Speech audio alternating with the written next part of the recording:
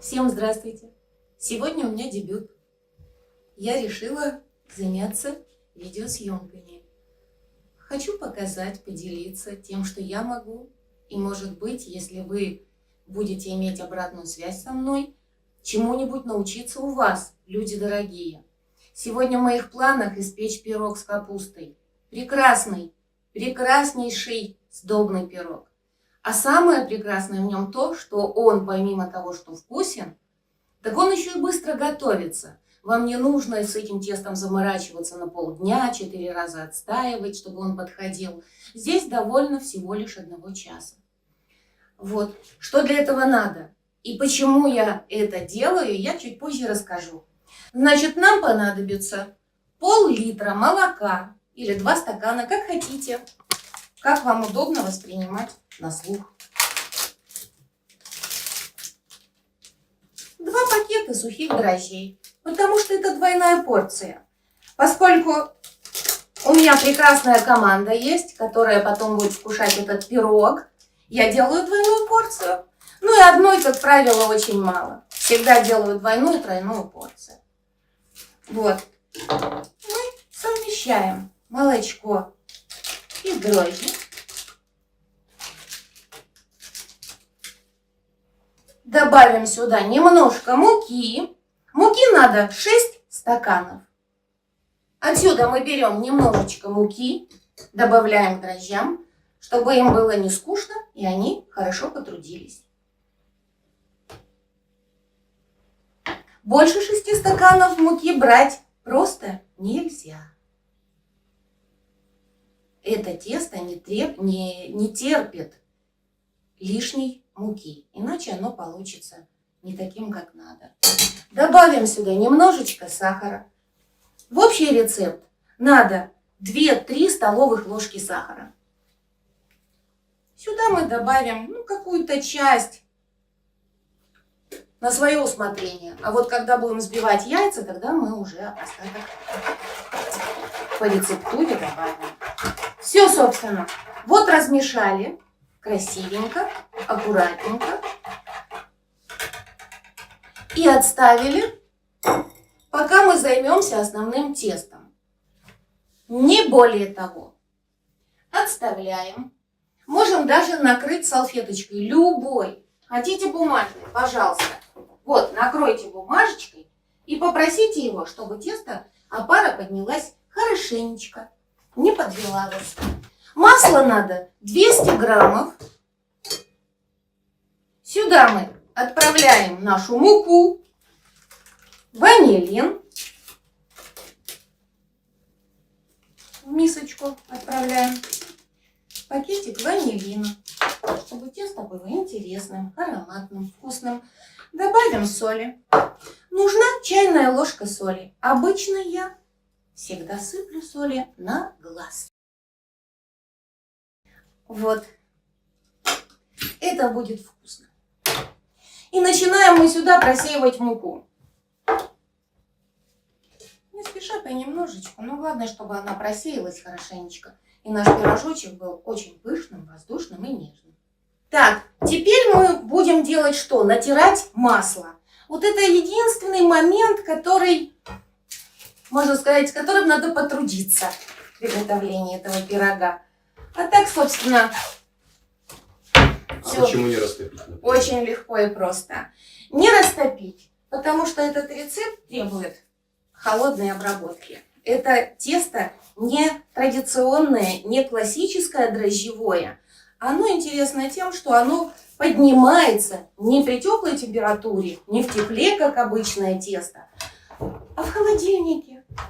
Может быть, если вам будет интересно мое видео, и у меня появятся мои зрители, возможно, даже и подружимся со многими, я так думаю. Вот. Тогда я покажу рецепт очень-очень вкусного пирога. Да, собственно, не только пирога и булочек, и всего теста. Вот, но с ним надо заморочиться. Это будет процесс на полдня. Да, но результат стоит того. Вы можете из этого теста одновременно напечь и пирогов с овощами, с мясом, с рыбой, и с фруктами, и булочек, и ватрушек, чего хотите. Почему, собственно, я стала снимать видео? Потому что очень многие обращаются, попробуют пирог мой, в гостях то ли это, или я кому-нибудь подарю ко дню рождения. И все просят рецепт. Ну вот, пишешь, один тот рецепт хочет, другой рецепт хочет. Вот, и я решила, сниму-ка я видео, где будет видно, как я это делаю, сколько продуктов уходит, каким он получается, что для этого надо. Вот, а что для этого надо? Хорошее настроение. Хорошее настроение. Готовить еду, работать с продуктами надо только с хорошим настроением. Особенно, когда тесто дрожжевое, так это вообще. Вот, собственно, что меня подтолкнуло снимать видео. Ну и мне к тому же еще и очень интересно. Я смотрю многих людей, видеоролики, вот, на многих подписана и получаю удовольствие от общения с этими людьми. Вот, чему-то учусь у них, иногда спорю, вот, но в хорошем смысле этого слова. И решила сама попробовать. Ну, раз у людей получается, почему же у меня не получится? Конечно, получится. Я буду стараться и надеюсь, что мы подружимся, люди добрые. И вы заходите на мой канал. Ну вот, смотрите, что у нас получилось. Натерли мы это масло, холодненькое. Холодненькое оно почему? Для удобства. Потому что нам нужно вот что нам надо. И теперь, если мы видим, что где-то есть небольшие комочечки, мы их пальчиками быстренько разминаем в нашу крошечку. Мелкую крошечку. Нам не нужны там какие-то комки масла. Вот, видите, попался комочек маслечка. Я его должна смешать с мукой. Все, вот мы размяли ее, вот это и весь процесс. Вот что мы имеем, какую красоту. Видите, однородная такая красота. И скоро будет вкуснота. Что мы делаем дальше? Немножко я муки здесь насыпала, но это на самом деле не страшно. Что мы делаем дальше? Нам надо разбить 2 яйца.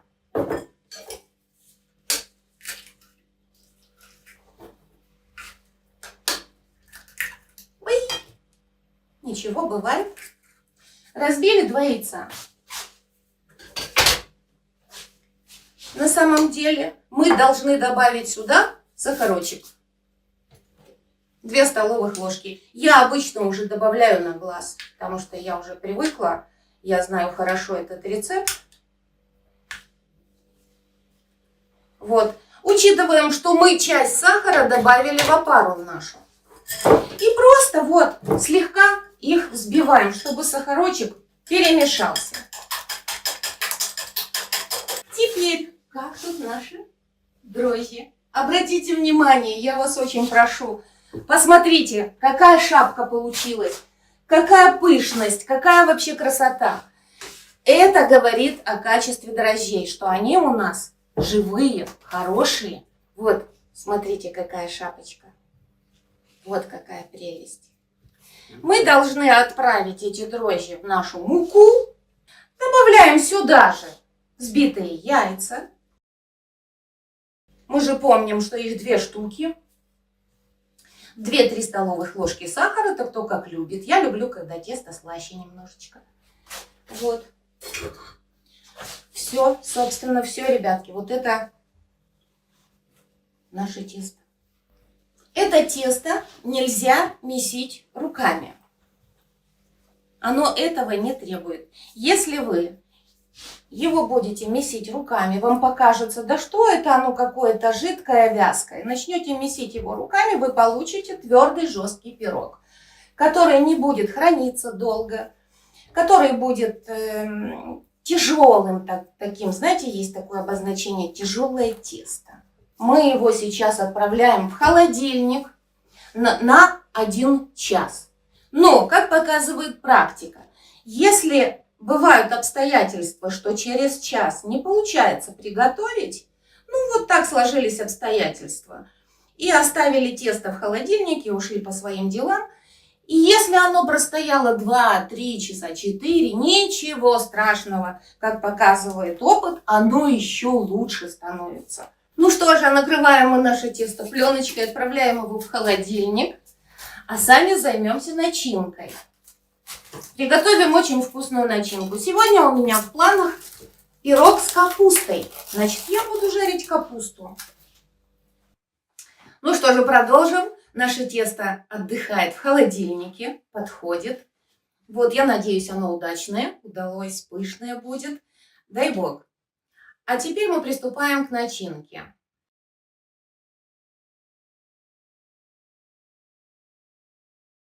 Короче, я заболталась уже, и я не знаю, я много капусты нарезала или мало. Но сейчас будем смотреть на сковородке. Если этого будет мало, мы дорежем. Если много, мы сделаем салат. Вот и все. А еще надо напомнить все-таки подписываться, ставить лайки, писать комментарии, даже хейтерские. Все это помогает становиться нам всем лучше, развиваться и учиться.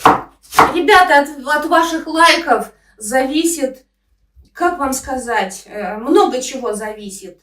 Мне очень хочется общаться и знакомиться с новыми людьми. Многому у них учиться, многое рассказать им то, что я умею. Ведь я профессиональный портной, я профессиональный экономист.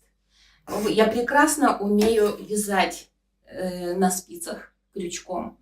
Вот, у меня есть чем поделиться, есть фото, которые я впоследствии выложу. Это может быть в Инстаграм, может быть, я не знаю еще, я только учусь. Вот, но вам будет на что посмотреть, дорогие мои, и даже задать мне вопросы. Поэтому милости прошу, ставьте лайки, это будет меня подталкивать, творить, быть лучше, делать больше, если это надо. Это стимул. Без этого, если это никому не надо, это неинтересно. Вот. Я, как и заявляла в начале ролика, что почему я пришла к той мысли, что надо снять видео. Потому что много обращений за рецептами. Пожалуйста, расскажите там или напишите, передайте. Вот, в общем, я писала, потом рылась в архивах, если попросили другой рецепт, который я уже когда-то давала. И я устала от этого дела. У меня на это просто нет времени. Вот. Поскольку человек я занятой, у меня есть еще профессиональная работа. Я шью, и не только шью для своей семьи и для себя. Это отнимает очень много времени, этот процесс создания какого-то шедевра, изделия, костюма, неважно. Вот. Но его надо придумать.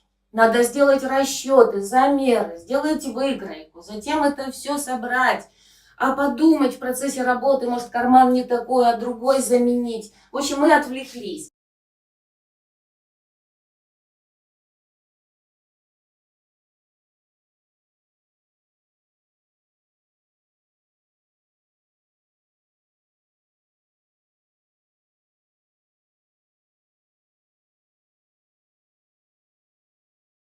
Вот мы погружаем нашу капусточку, но мы заодно сейчас и определим, мы много нарезали или мало.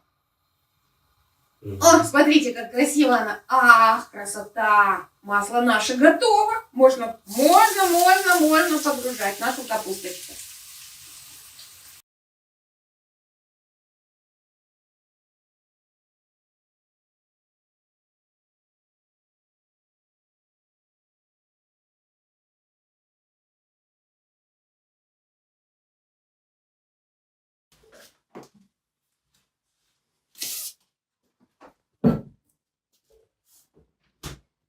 А вот оно, наша красота.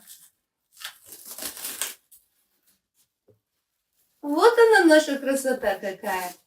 Поднялось. Полная мисочка. Вот какое оно живое, подвижное, красивое и ароматное. А вот наша капусточка, которая уже остыла. Она специально так по сторонам вот развернута. чтобы быстрее остывала. И когда она остывала, я подходила, периодически ее переворачивала. Мы капусту пока оставляем в стороночку. Отставим. Займемся нашим тестом. Вот, собственно, и весь процесс вымешивания. Вот я выложила на муку, перевернула и теперь просто раскатываю, не добавляя в него муки. Ни в коем случае. Это основное требование к этому легкому, вкусному, незамороченному пирогу. Вот мы соорудили днище пирога. Если вы любите высокие пироги и чтобы теста было много, вы можете делать больше теста, выкладывать. Разгребаем капусточку, оставляя бортики. Вы видите, вот бортики я сделала не глубокие, бортики невысокие. Мы сейчас еще взобьем яичко. Нам яичко очень равномерно и красиво прилепит все наши цветочки, рюшики, бантики, все, что мы захотим прилепить к пирогу, все это яичко будет удерживать равномерно и красиво.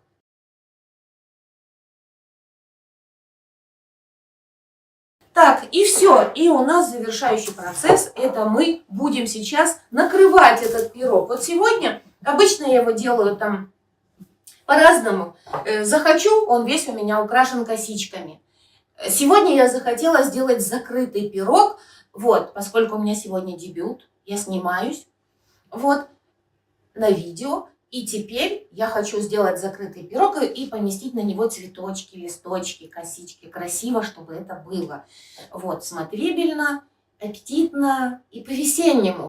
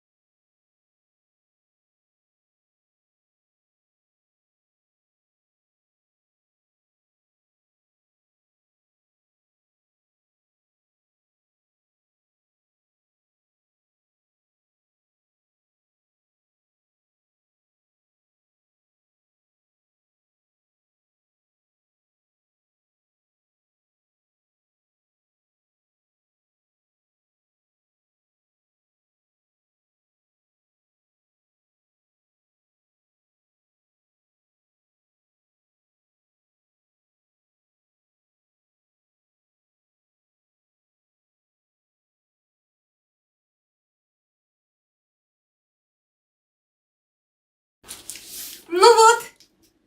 Та-дам! Вот так мы сделали. Наша бабочка, у нас здесь даже есть мотылечек. Вот он. Красивый мотылек. И вот смотрите, как поднялся пирог, пока мы его украшали. Он уже дошел сам, поднялся до самого верха этого противня. Ну все, мы отправляем его благополучно в духовку. И пусть печется наша зайчка. Повторяюсь, через полминуты мы переключим температуру с 200 на 180. А тем временем у нас осталась начинка. У нас осталось тесто. У нас даже есть емкость еще одна. И мы можем чем-то ее наполнить. Ну, значит, мы напечем пирожков.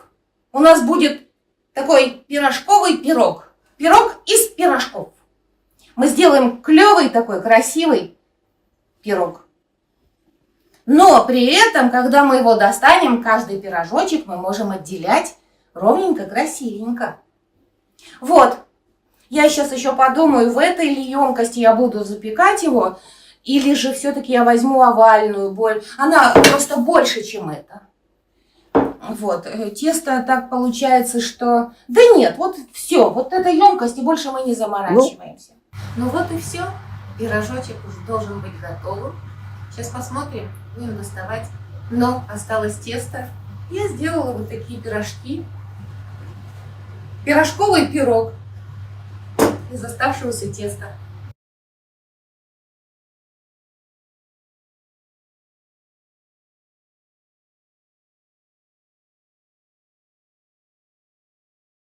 То, ради чего мы собрались сегодня, вот уже наступил этот торжественный момент.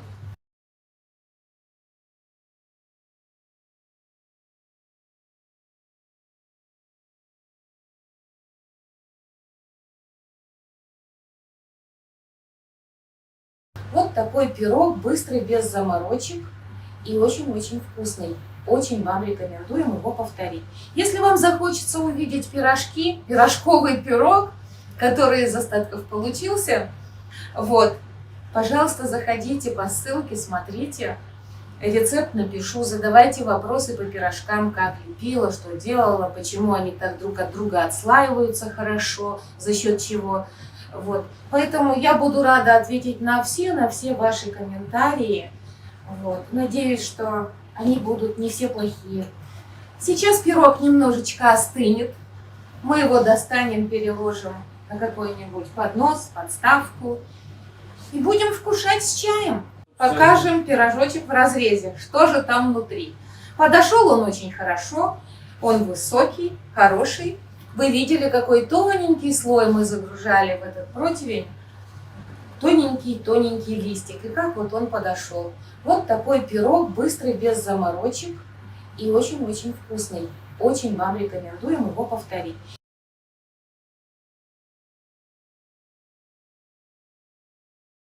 Как он у нас пропекся. Какой он пышненький, воздушненький. Вот какой он у нас. Как он хорошо возвращается. Вот какой он у нас хороший. Я надеюсь, что и вкусный.